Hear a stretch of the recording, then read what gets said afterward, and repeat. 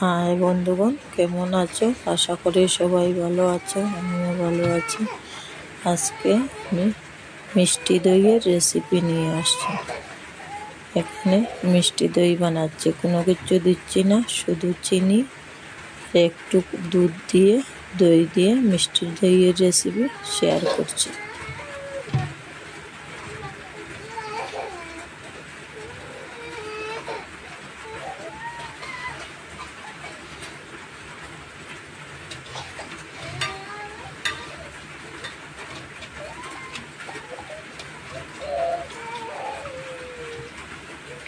এত গরম হচ্ছে তাই আমি দই বানাচ্ছি।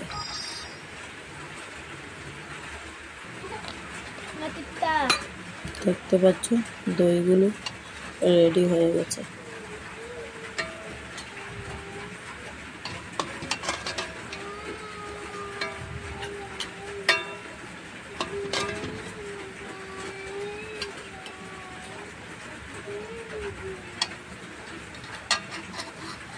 প্লিজ যারা যারা দেখছেন সাথে থাকবেন। দই কেমন হয়েছে